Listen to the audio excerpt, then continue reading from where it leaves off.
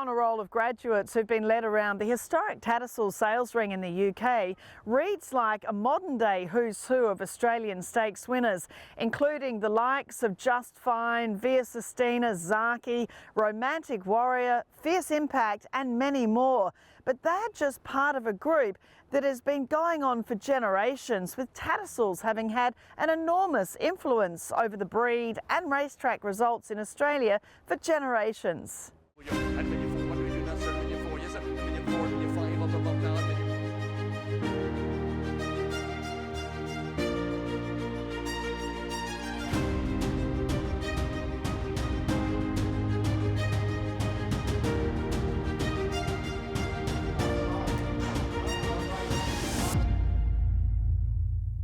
Jason Tattersalls has a wonderful history, established in 1766 and selling incredible breed shapers, you know, going back as far as Mumtaz Mahal, generations of Oaks and Derby winners, champion stallions and broodmares. And it's been quite incredible in recent years, the exceptional Group 1 winners that have been sold to Australian interests. There's so much thoroughbred history to Tattersalls, isn't there? Yeah, it's amazing history. Founded in 1766 in Hyde Park Corner in London. Amazing to think of what London was like that long ago. Amazing to think that Captain Cook hadn't discovered Australia at that point when we were first formed. And yeah, all the history that's gone there, and we've been here in Newmarket for over a century now.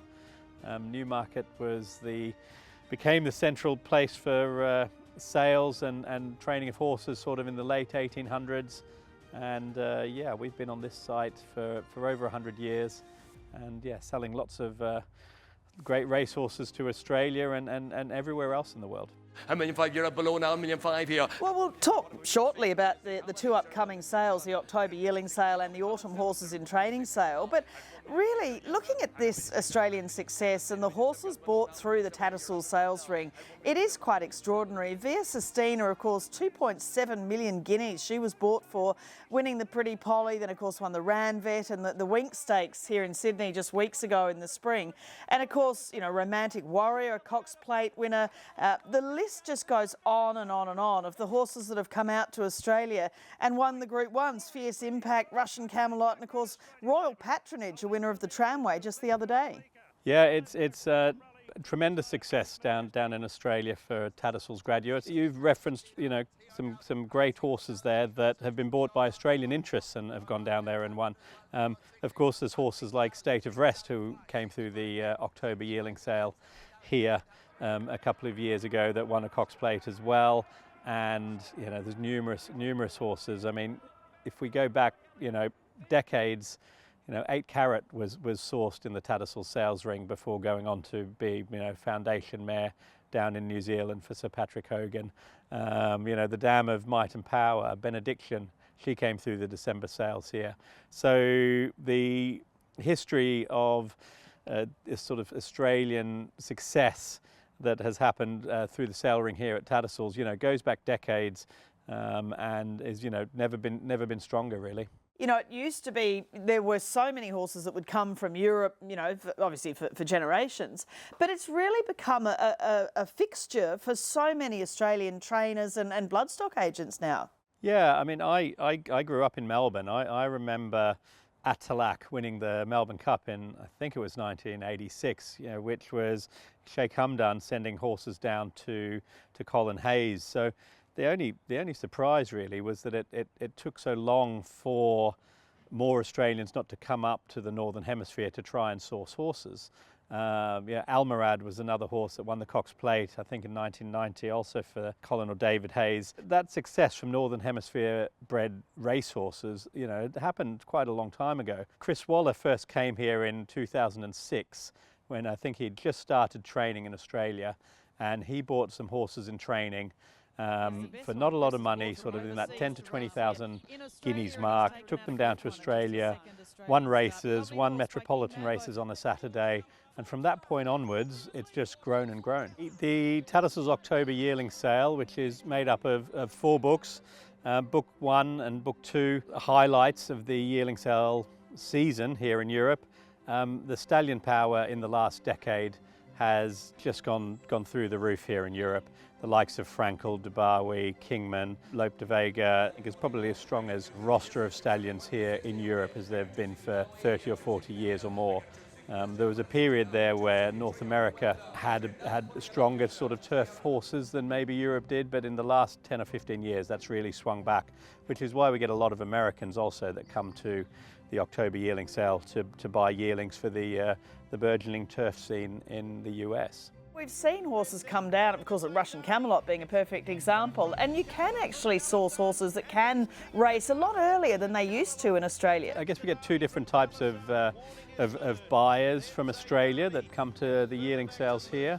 Obviously, they are at a disadvantage from a hemisphere point of view, but if you're buying a later maturing type, often they might not be at as great a disadvantage as you really think by the time they hit their maturity. The greatest example of that, of course, is Maccabee Diva, who went through the foal sales here, didn't find a buyer, remarkably, was shipped down by Tony Santic to Australia and ended up being one of the great legends of the turf.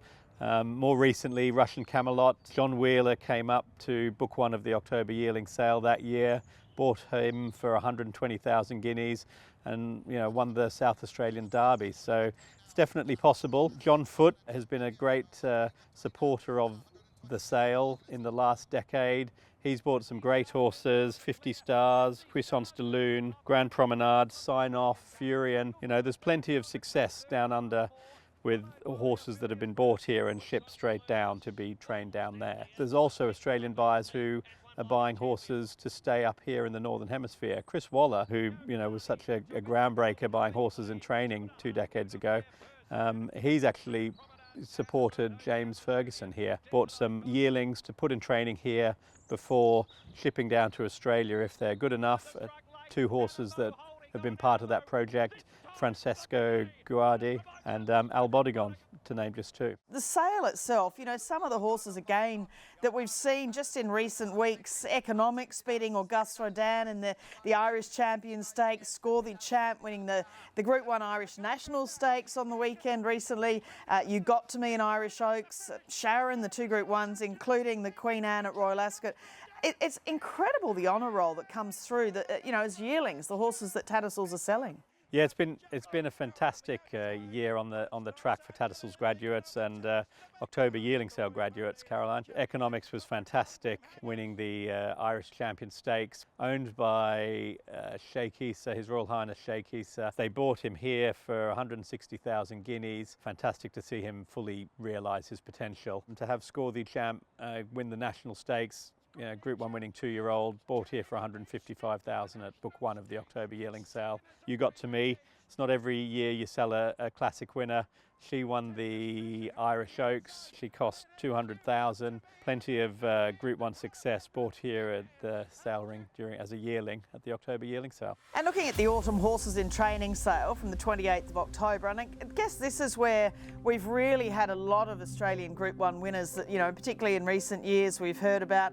You mentioned, of course, Gay Waterhouse, Adrian Bott, Johnny McKeever, Claudia Fitzgerald, picking up incredible horses such as, we know, Just Fine, who won last year's Metropolitan, and again, just recently, Claudia really being credited with the purchase of Royal Patronage, who came out and won the Tramway. Yeah, Gay and Adrian are doing great service at the moment with the success that they've had buying at the Tattersalls Autumn Horses in Training sale. Claudia comes up, does the groundwork here with Johnny McKeever. The previous year was 300,000 guineas, Just Fine, that was great. Since 2022, purchasers at the Autumn Horses in Training sale have won 47 group or listed races in Australia. It's a remarkable figure. Part of the success of that is simply the size of the catalogue, 1,500 lots, maybe a little bit bigger, and also the actual people who bring the horses here to sell. You've got Juddmonte, Godolphin, Shadwell, all the big owner breeders. They're not just selling the horses they don't want anymore, they're selling very good horses. So it's a real opportunity for Australian buyers to buy a quality racehorse, not just a chuck out. We had Sean Ritchie come up here 2 years ago for the horses in training sale, bought 1 horse for 120,000 guineas. That was Maharajan, who then went down and won the New Zealand Cup and the Auckland Cup. So, you know, he came back in July, just gone, to buy another horse, and hopefully with Maharajan going to the Melbourne Cup, he might be back at the horses in training sale as well to try and source another horse. In terms of Australian buyers that might be interested in buying yearlings, Royal Ascot being such a great attraction to Australian owners, you know, Terry Henderson had Docklands running there last year, won the Britannia Handicap, ran a fantastic second in the Queen Anne this year. Terry's been a great supporter of young trainers here in England. You know, the great thing is there's something for everybody. If you want to buy a horse to take back to Australia that's a proven horse in training, we've got a sale for that. If you want to buy a yearling to try and mix it with the best up here in Europe, we've got a horse for that, a sale for that with the October yearling sales. And then if you want to buy a yearling to export to Australia straight away and try and be the next Maccabee Diva, we've got horses for that too.